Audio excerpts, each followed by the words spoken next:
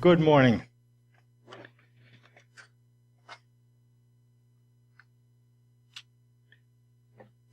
Ties that bind can connect us to one another and can constrict us from connecting with one another and connecting with God. In this series, we're doing some character studies, getting to know some biblical characters in order to identify emotional connections that moved them toward God or drew them away from Him. These bonds are especially provocative when you consider the person of Judas. We're going to look at Peter next week. We're going to look at Judas this week. I want you to consider Jesus Christ, the Son of God, has spent the better part of 3 years with his disciples. We've all had spiritual guides, some better than others, and the disciples had Jesus Christ. And the fact that Judas could resist Jesus' influence is startling and in some senses unnerving. And Judas had Jesus Christ for 3 years. His ability to resist that influence is provocative. What made Jesus God-proof?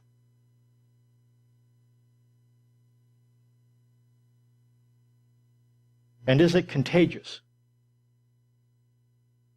Let's investigate scenes of his life in order to better understand how such a thing could come to be. What we'll find is this narrow-angle lens, narrow-angle death, but as we put on a different lens, we'll look at wide-angle life. Let's look at narrow-angle. Judas' defects of character are exposed in the Bible, what it says in John 12.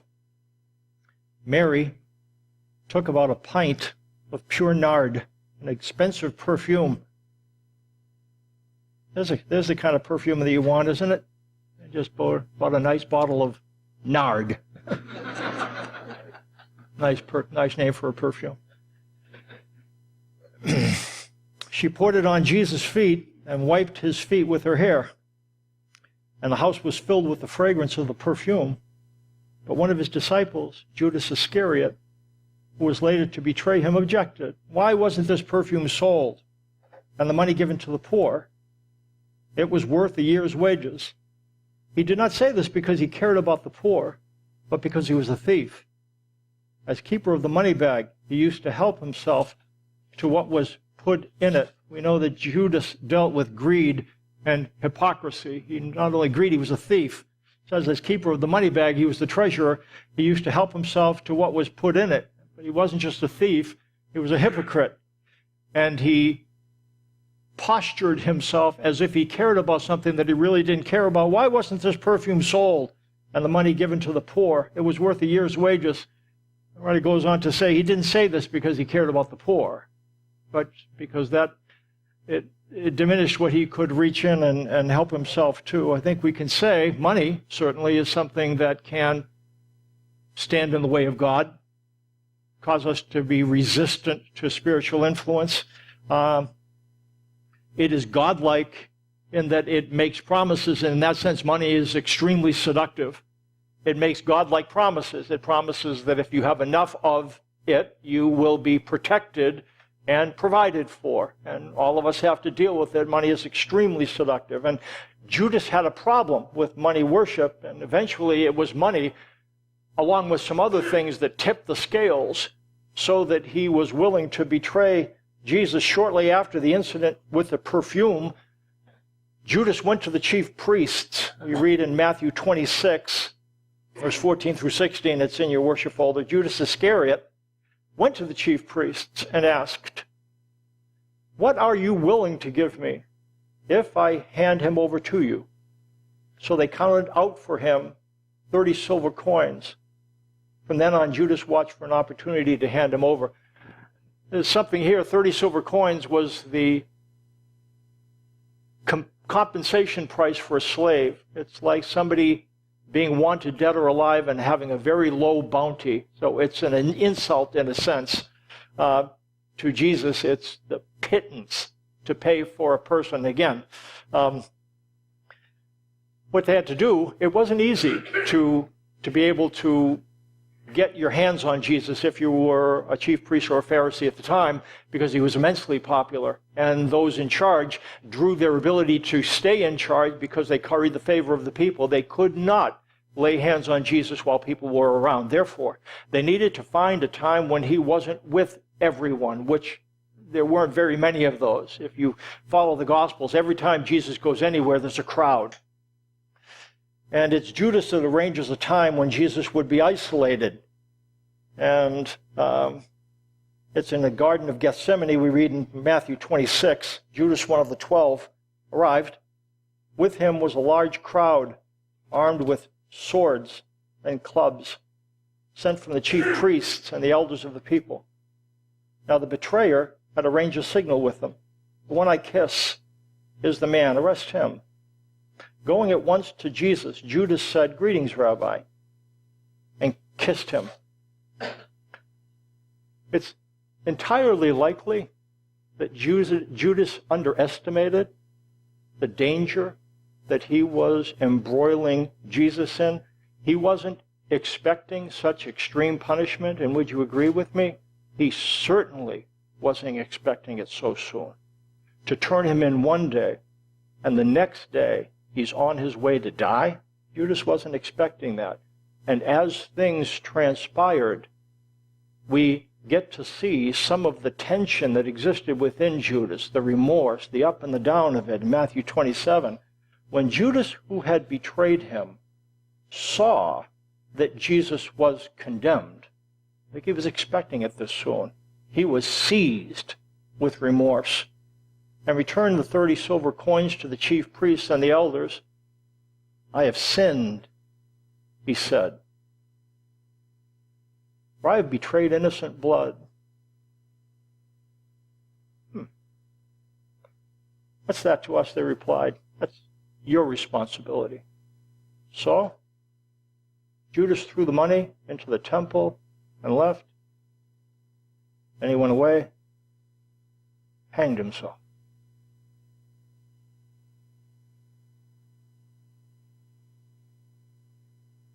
Ties that bind. Judas struggled with his betrayal. I don't think this was isolated to the experience with the perfume. It's more reasonable to assume that Judas' tension with Jesus had been simmering all along. He wanted to be devoted to Jesus at some level. However, there were pockets of resistance to Jesus' influence, and he couldn't quite bring those into balance. He wasn't fully convinced, and belief stood alongside disbelief. Why? If we do a spiritual CSI, crime scene investigation, it seems like there's two different accounts of what happened to Judas. He's hanged, and I think it's Acts that indicates that he fell headlong and his intestines came out and he was gutted on the ground. Maybe some say that he was hanged, the branch broke, and that's when he fell. We don't know. But as we come to this place where there is a body, a corpse, we try to find the answers for this. What happened to this guy? Money? Yeah, there's character issues for sure. I think there's some culture issues as well. I want to show you I want to show you something. See if something jumps out at you. Okay? Anything jump out at you there? See the top 11? Andrew, Bartholomew, James, John, Jude, Matthew, Peter, Philip, Simon, and Thomas. Those are 11 of the 12 disciples. They're from the north. And then there's Judas Iscariot. You know what they think Judas Iscariot is? Judas Ishkarioth. Ish is man. Karioth is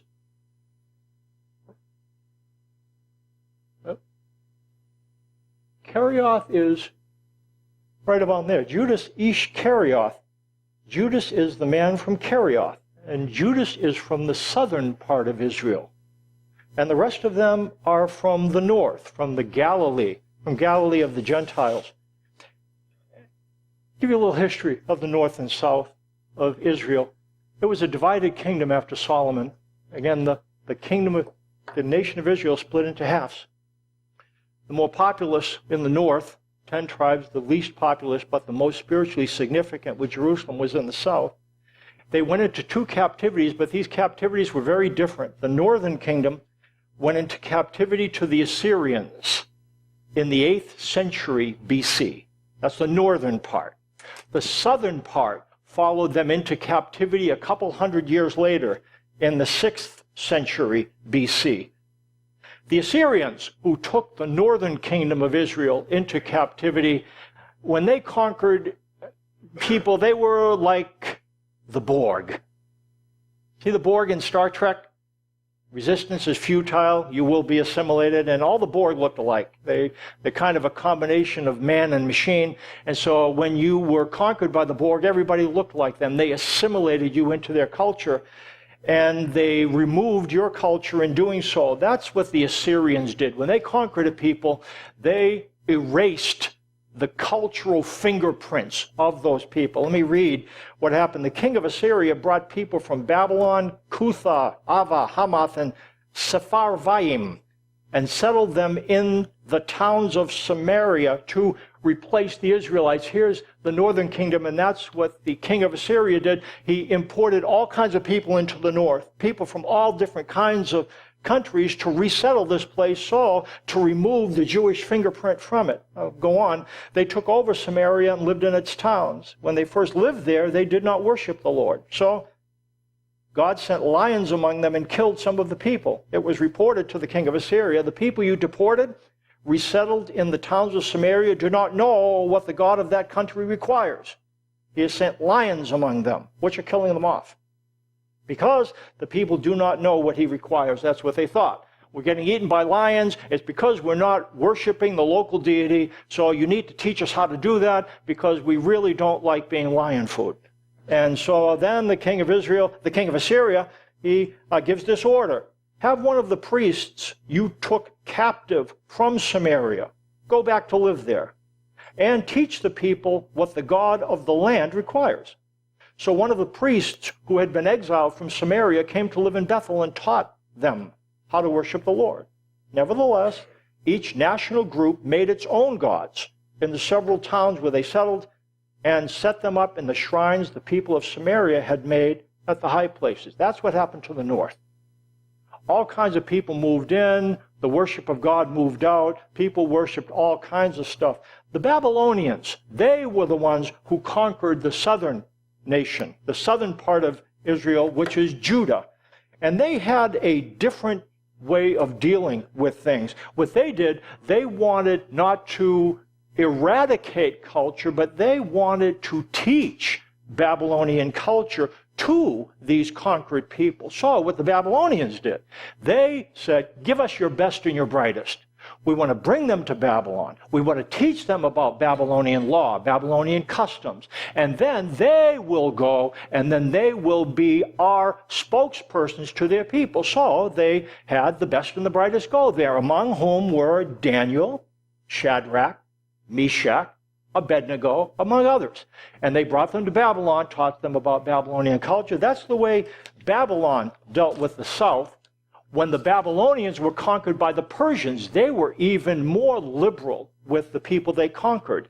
If the Assyrians were the worst, and they were, and the Babylonians were moderate, the Persians, what they wanted to do, they wanted to support the cultivation of culture. They wanted to allow the people they dominated to have their own culture. So what the Persians did, they opened the coffers to rebuild the temple in Jerusalem.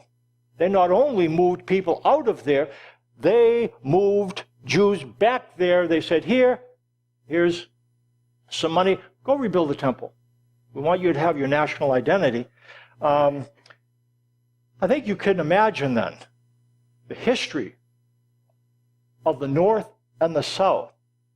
Can you imagine that these would be two very different cultures? Very different cultures. In the North, centuries of enculturation had relaxed the religious ties that bound Jews to the law of Moses. They had all kinds of teachers that didn't understand that. They learned all different kinds of religious beliefs. And so they weren't pure in their belief, and 100, 200, 600, 800 years passed. And they had been used to living in a religious melting pot in the north. The south was a different story. That's where Judas Iscariot was from. There was no relaxation of religious obligations. The influence of faith and family was intact in the south, and Judas lived 10 miles away from the capital in Jerusalem.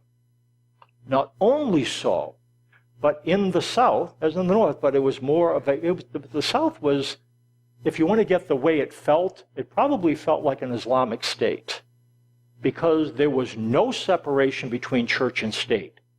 None.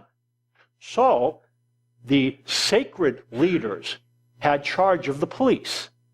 So if you did not do what the law of Moses indicated that you should do, it didn't just go to church, it went to the police. And you were punished because there was no separation between the demands of religion and the demands of government. It was exactly the same. So I think what we can understand then is that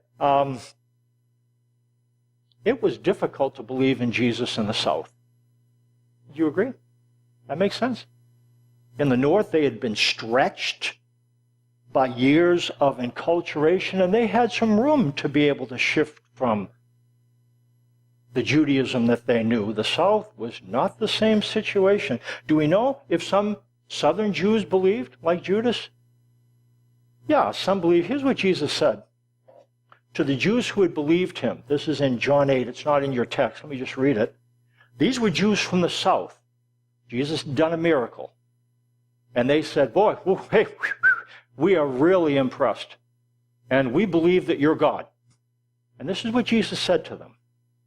I think understanding that their ability to stretch and do what he said, to the Jews who believed him, Jesus said, if you hold to my teaching, if you continue to grasp my teaching, then you are really my disciples, and you will know the truth, and the truth will set you free. What he's telling them is that you can't, just because of making a decision to believe, erase centuries of religious indoctrination. You just can't do it. There wasn't a from that preceded the to. Do you understand that? Sometimes you need a from to pull you away from things so that you could have a to. And that's what people in the North had. There was enough of a from to allow a to. In the South, it wasn't the same thing. The bonds of faith and family were very strong in the South. I've told you, I have different images in my mind because the University of Pennsylvania, where I went to school, was 60% Jewish. And I saw what happened when individuals in the 20th century went from their religion of Judaism into Christianity. It was not pretty. Back that up millennia, and the police would have been on their case. It was very difficult to believe in the South.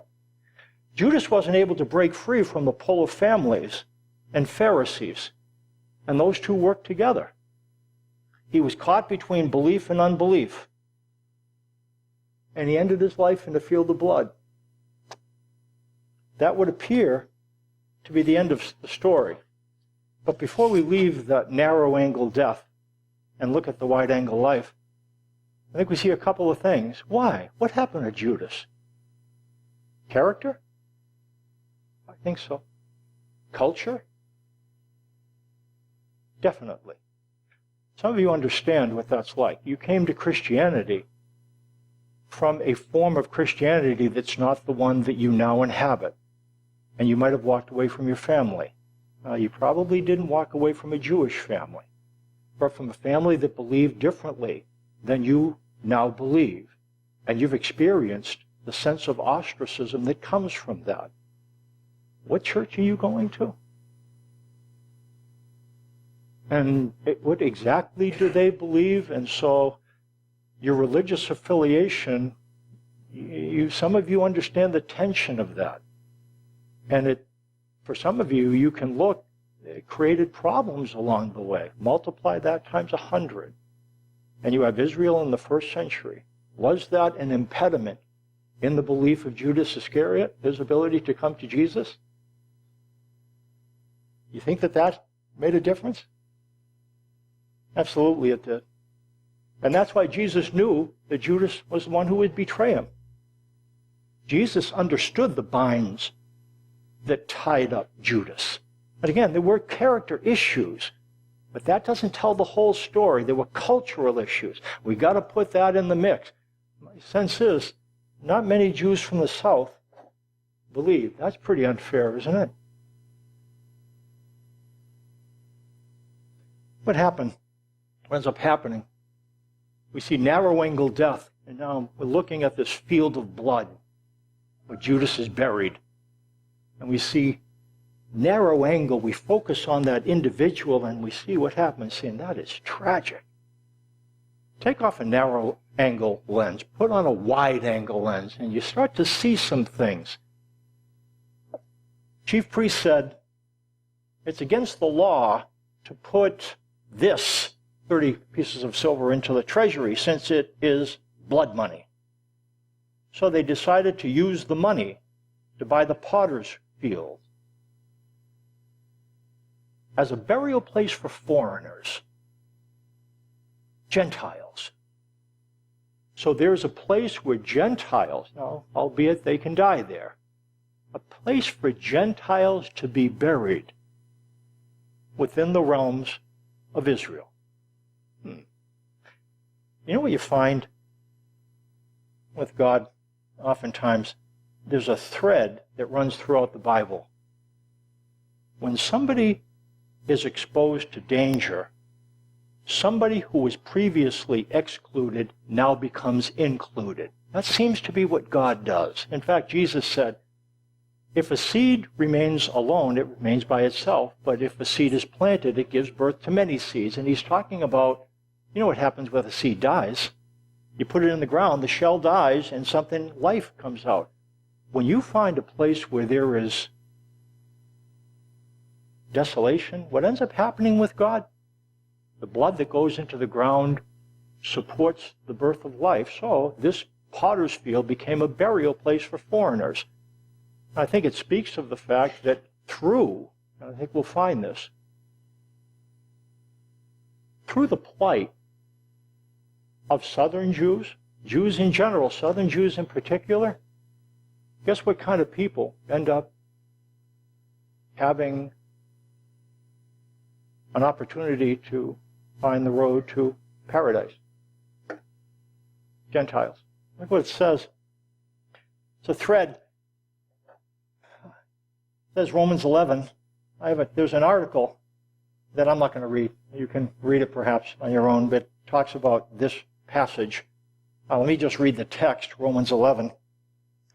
Israel has experienced a hardening in part until the full number of the Gentiles has come in. Paul is writing this. And so all Israel will be saved, as it is written, the deliverer will come from Zion. He will turn godlessness away from Jacob. And this is my covenant with them when I take away their sins. As far as the gospel is concerned, they are enemies on your account. But as far as election is concerned, they are loved on account of the patriarchs. For God's gifts and his call are irrevocable. God has bound all men over to disobedience, so that he may have mercy on them all. Oh, the depths of the riches of the wisdom and knowledge of God, how unsearchable his judgments and his path beyond tracing out. What this verse indicates, it wasn't God's will for most Jews to embrace Christ as Messiah, right? A hardening in part until the full number of the Gentiles has come in. A hardening is not God allowing something, it's God causing it. He caused a hardening to exist so that not only they would not believe, but they could not believe. Does that describe Judas? I think it probably does. But it definitely describes most people in the South who couldn't break free from the nature of that religious indoctrination, and Jesus understood that that was the case. Was this a problem? Was it a mistake? Did God zig when Israel zagged? No. It was intended. That's the mystery, Paul says, a hardening in part until the full number of the Gentiles has come in. And so I've explained this before. Here's what it's like. You know, you see there's so much construction. Is this driving you crazy? Holy smokes. Everywhere you try to go from here to there, you can't get there anymore. You know, I wanted to get to the other side of town. I had to go to Omaha recently and then and I had to take 80 over and exaggerating. So if you get on those, you know, when 2 lanes go to 1 lane, and so what ends up happening, only 1 lane at a time. So let's say you are the Jews, okay, and you're the Gentiles. What it says, what God did at some point, how about a stop sign? You're not going anywhere. This is intended. So whatever God is saying, it's not going to be understandable, and it's not going to be able to provide a basis of belief that's going to allow you to go anywhere spiritually. Now, you guys are the Gentiles. You ever been on a road like that? You doing that? You know, waving these people forward, and you guys are, you go, you know, and he's waving. But he says this was intended. Stop. Come on. Until, and God only knows, the full number of the Gentiles has come in. What he says is going to be a flip. I don't know what it's going to look like. I really would like to see it. When God talks to his chosen people again, and he goes, stop. Come on. Come on. And I tell you what, I don't know what this is going to look like. I don't know. We don't have a lot of details. You're going to find people who have been stuck in place for thousands of years, understanding at some point, he never abandoned us. God doesn't abandon people that he calls. That's what it says. God's call is irrevocable. You know what irrevocable means? Not to be repented of. That's literally what it means. God called his chosen people, the Jews. And he's not saying, I'm so disappointed in you. Sent my son, you didn't even believe in him. I'm done. Washing my hands of the Jews. I repent of even choosing you as my people. God never does anything like that. For the time being, there's going to be a time. Stop. It's going to be your turn. It's going to be the Jews' turn. It says, and so all Israel will be saved. Hey, Mike, is Judas going to be in heaven? I don't know. I don't know. All Israel? Every Israelite? I don't know. I don't think so. No, can't be. What I do know, a very small percentage of Israel believed in Jesus. We know some did because they were the guys in the north, right? And Judas were a little bit in the south, but not many from the south. They were Jews. And so, but only a portion of Israel believed. When it says all Israel, it's let me tell you what it's saying with all Israel. Hope I go the right direction. It's going to be people here and here. All Israel, north and south, are going to believe. It's going to be a national thing. God hasn't given up on the Jews. Their rejection of Jesus was purposed. It says, as far as the gospel is concerned, they are enemies on your account. As far as the gospel is concerned, the Jews aren't going to believe that Jesus is the Messiah. They're not supposed to. Most are. But listen to what it says. As far as the gospel is concerned, they are enemies on your account. But as far as election is concerned, you're loved on account of the patriarchs. God doesn't forget Abraham, Isaac, and Jacob. God doesn't forget people he cultivates. You know what I'm really glad about that God doesn't accept somebody, then kind of say, well, you're not really working out. God doesn't do that. He who began a good work brings it to completion. God's really good at finishing what he starts. How many of you are obsessive compulsive about finishing what you start. Come on, get your hands up. Some of you, God is that to the nth degree. He does not start something and leave it undone. And I'm really glad for that, because I'm undone. I'm unprocessed, but I'm going to be finished, because God does not wash his hands of a thing he starts. And he's starting something in you. And you can trust that he'll finish it. Why? Because that's what he's like. People aren't disposable to God.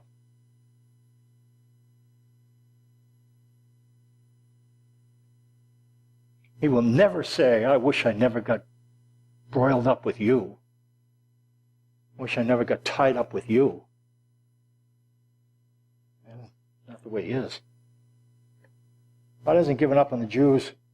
His gifts and his call are irrevocable. It says God has bound all men over to disobedience so that he may have mercy on them all. Let me tell you what it means. Disobedience is disobedience based on disbelief. It's a person who feels, I have no right to be able to believe that God will do anything but cast me away. That's what, it's a disobedience based in disbelief. It says God has snared all men in disbelief. Here's what it says. Imagine, let's go fishing in the pond. Let's go fishing. And so you take one of those nets, you know, the circular nets, you throw it out, and the way those nets work is they catch fish in there. So we're going to catch all kinds of pickerel and northerns and carp and bullheads. And, okay, we're not going to catch pickerels and northerns. Okay. So anyways, what's going to happen when that net, it encloses, and can the fish get out? It's snared. What God does to people, snares everybody. The whole world in the net of disbelief. So you know what that means? Everyone at some level believes God really can't have anything to do with me. God can't have anything to do with me because look at how he's treated me. Or look at the things that I have to deal with. All of us have a basis of disbelief because you know what? We have character issues. We have character issues. They might not have manifested themselves like Judas did, but we have character issues. We have cultural issues. All of us believe at some point that we lie outside of God's favor, which is to say, all of us are snared in that net. And why would God snare you in a net? So that when he reaches into your life to take hold of you, you understand it's because of his mercy. Not because you are doing the do's and not doing the don'ts. Do you understand? If it's based on how sparkling you are, then it's not the mercy of God that brings you to be with him. It's that you've deserved it some way. I've talked about this illustration. There's two kinds of bankruptcy. There's chapter 7 and chapter 11. Chapter 7 bankruptcy is the bankruptcy you declare when you can't be solvent as a corporation anymore. It's just never going to work. You need permanent protection from your creditors.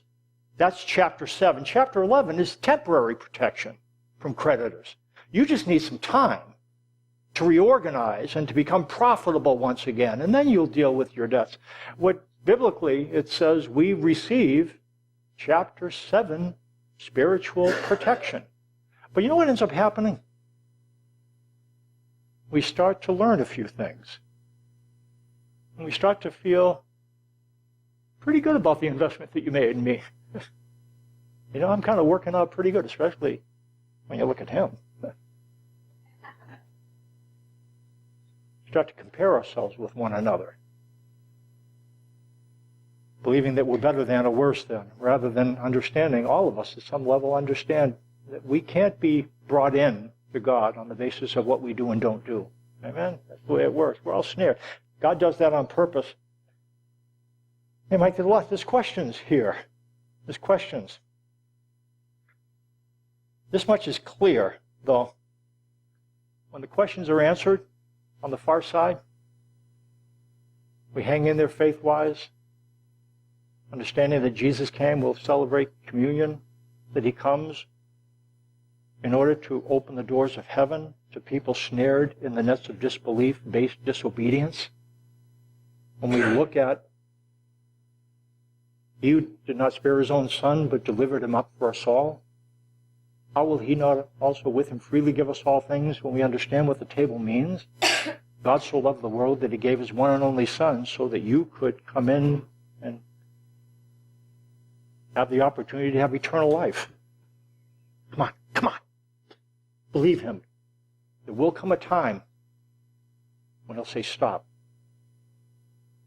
And then we'll get a chance to see, hopefully, across the aisle, our older brothers streaming into the kingdom.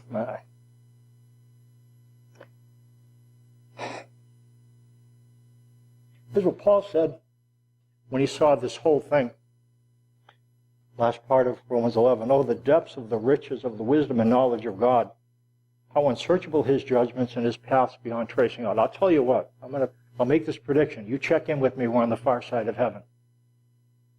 What we're going to say to one another, oh, when we see the way God works all this stuff out, oh, the depths of the wisdom and knowledge of God. How unsearchable his judgments and his paths beyond tracing out. When we see the way God does things and how he does things, we're going to go. And we get to be with him forever. Jesus gave us a couple things to do as ordinances of those who would be his children. Communion is one of them. We're going to experience that in just a little bit. Baptism is another one. There was a lot of stigma attached with baptism at the time. If you were especially baptized in the southern part of Israel, can you imagine what would have happened? It was, so we don't have, and even in the north, we don't have quite the stigma today. When there's baptism, people smile. In those days, some people would be smiling, but other people would be checking. And again, to become a Christian was to become a criminal in Israel, and so your name would be given over, and you might find yourself in serious trouble. That's why in that day, being baptized was something that you went, you did with a gulp. And that's not to say we still observe baptism today. It doesn't have quite the stigma yet. It's still something that we do. I'm going to ask Sammy to come up. Sammy, come on up. Sammy White is going to come up and wants to be baptized. He wanted to be baptized a couple weeks ago, Sammy, right? But yet he got a cold, and so today is the day that he does. So Sammy, come on up. I'm going to just ask Sammy very briefly. We'll do it afterwards. We'll do it the way we did before, and we'll go out and we'll go right out, right next to the church. But Sammy, just tell us briefly, Sammy. I'm going to give you this and speak into this. Why are you getting baptized? And put this right up to you. Okay. Well,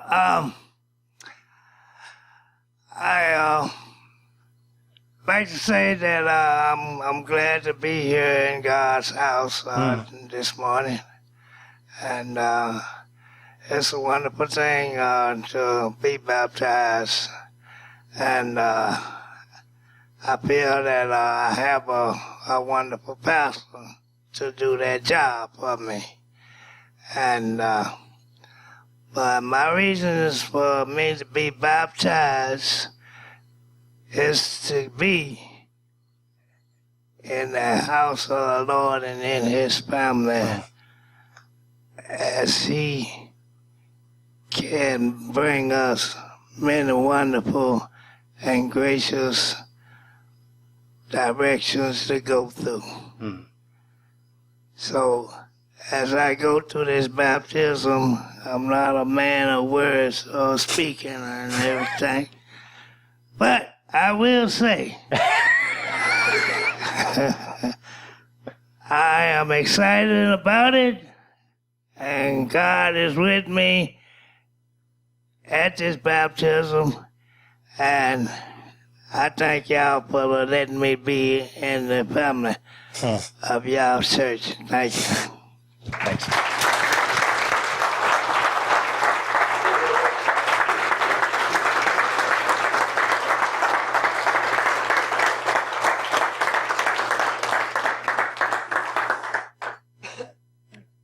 Another ordinance was the Lord's Supper, and it gives us an opportunity as we take the bread and the cup to think about God's commitments to us. And so we're going to have music, grab the cup and the juice, Again, what God proclaimed, opening the door into eternal existence by sending his Son. And you can trust him. You're going to want to spend eternity with him. You really are. God is so wise and so good. So think about that. He didn't spare his own Son, but delivered him up for us all. How will he not also with him freely give us all things? Take the bread and the juice sometime take the juice and the bread and eat in remembrance of him.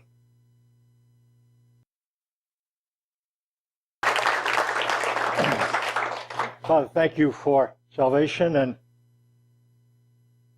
for the way you have conceived of it, your commitment to it, the fact that you will finish it. You don't start anything you don't finish. I pray that you would continue to allow us to know you and remain in you and reflect you to others. Thank you for things you've given us to help you remember. The Lord's Supper helps us remember the new covenant, the cross, and you inaugurating the new covenant at the cross, and baptism identifies our desire to involve and to be identified with your family. Thanks for Sammy, the chance we get now to witness him making this commitment.